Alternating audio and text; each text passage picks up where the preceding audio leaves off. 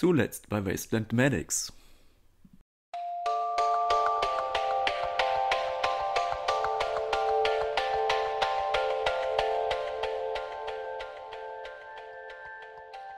Wir befanden uns in einem Schwimmbad, was wir so vorher noch nie gesehen hatten. Vandalismus und Zerstörung hielten hier schon groß Einzug.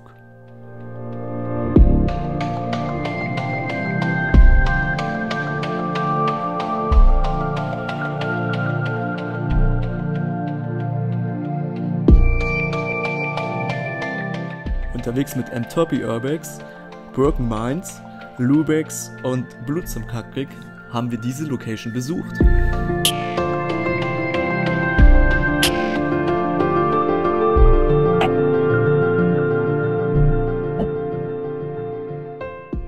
Eine Location, die wir in diesem Ausmaß so noch nie gesehen hatten.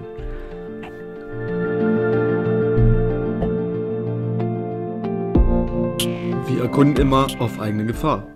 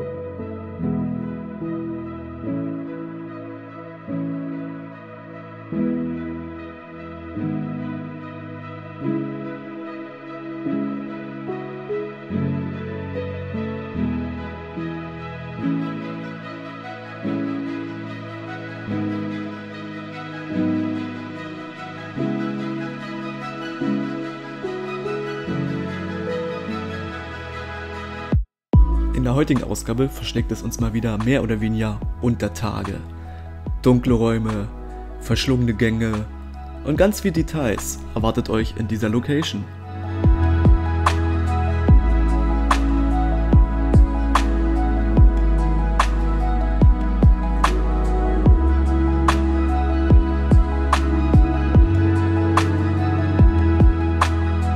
Kaum vorstellbar, dass dieses Lager seit 1990 leer steht, wenn man so sieht, was hier alles noch zu finden ist.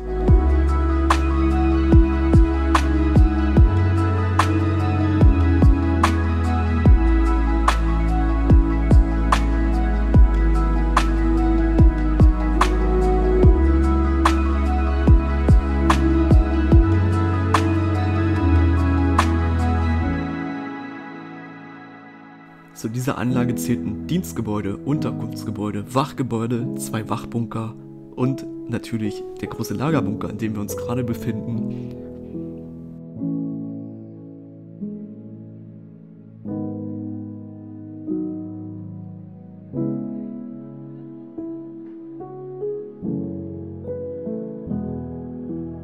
Interessant an der Geschichte war einfach nur gewesen, dass der Bunker, der am schwersten zugänglich ist, auch am meisten kaputt war. Schrottis und Kabeldiebe haben hier schon sehr viel Einzug gehalten.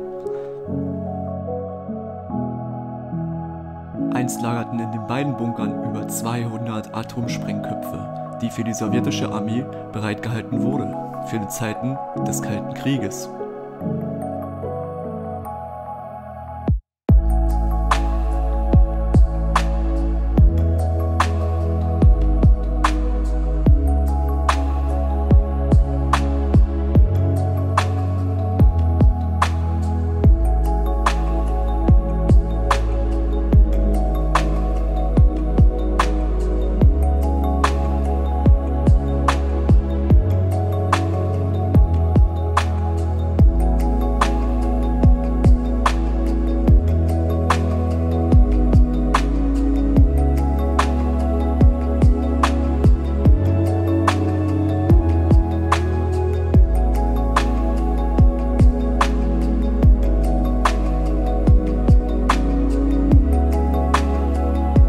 Was uns aber nicht abschrecken sollte, einfach mal diesen Bunker zu erkunden. Raum für Raum für Raum. Halt mega krass, jetzt sieht man halt endlich mal, wie das wirklich aussah. Hier hast du Gas gehabt, dann hast du das Abgas gehabt, dann wieder die Gaszugänge und hier sieht man dann, dass hier anscheinend, denke ich mal, Sauerstoffflaschen drin standen. Einfach reingeknüppelt. Total krass. Gut erhalten, muss ich sagen. Also der andere war schlimmer.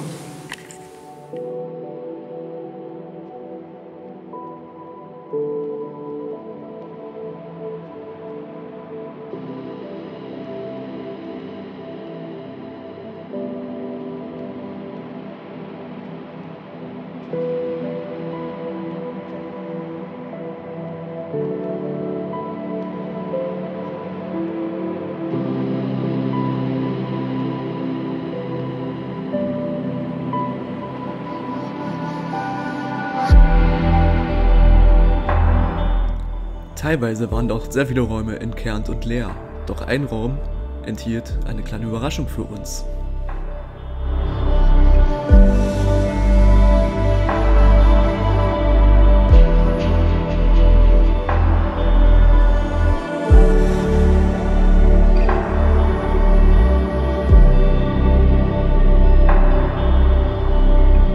Wie ihr hier schon sehen könnt, war es eine Art Inkubator. Wir denken mal, hier wurden Forschungsexperimente an den Sprengköpfen durchgeführt oder sonstige Dinge, man kann es nicht genau sagen.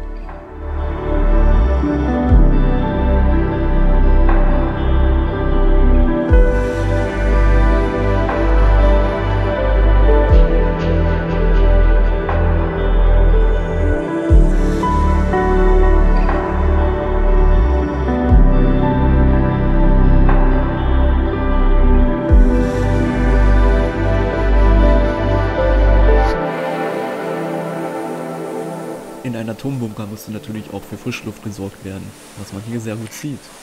Und ja, auch ein Spind war zu finden, was wir ziemlich interessant fanden.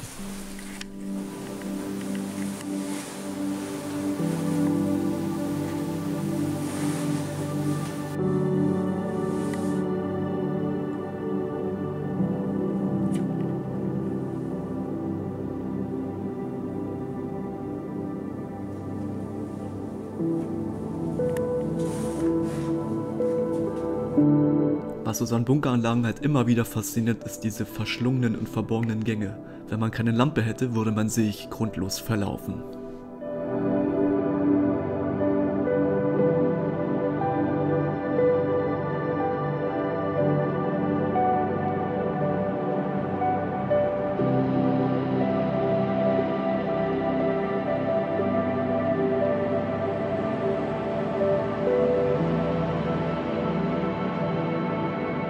Auch hier halt sehr gut zu sehen, was noch sehr gut erhalten war, war einfach die Steuerzentrale oder besser das Gehirn des Bunkers, die elektrische Schaltzentrale. Kaum Vandalismus und fast vergessen.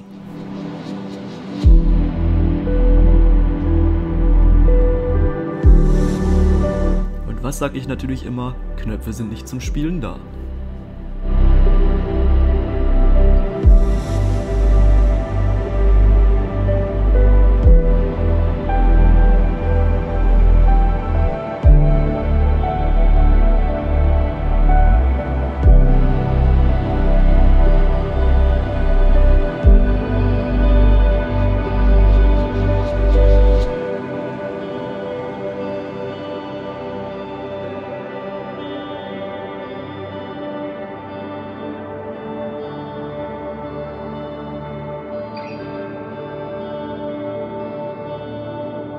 Leider sieht man auch hier sehr deutlich, wenn die Pumpen nicht mehr gehen, dringt irgendwann das Wasser ein und der Bunker wird irgendwann unter Wasser stehen.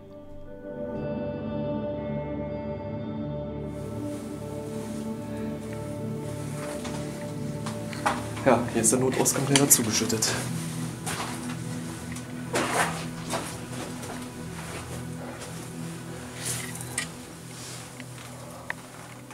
Das da oben sieht zu betoniert. Kommt man nicht mehr raus.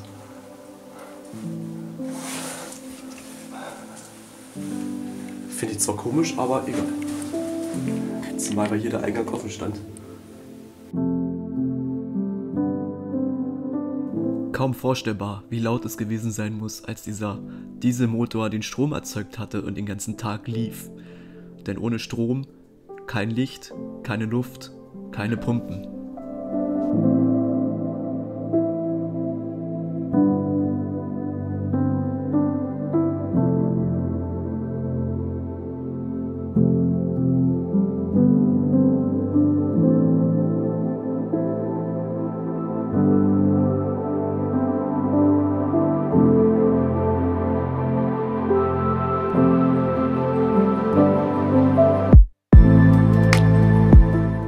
Sind dies wohl die letzten Überreste des Lagers, wo die Atomsprengköpfe lagerten?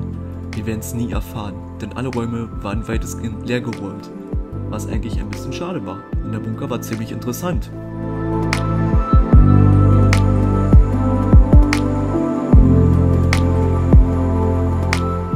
Mit dem Weg zum Ausgang wollen wir uns auch leider schon wieder verabschieden von dieser Episode. Wir hoffen, es hat euch gefallen.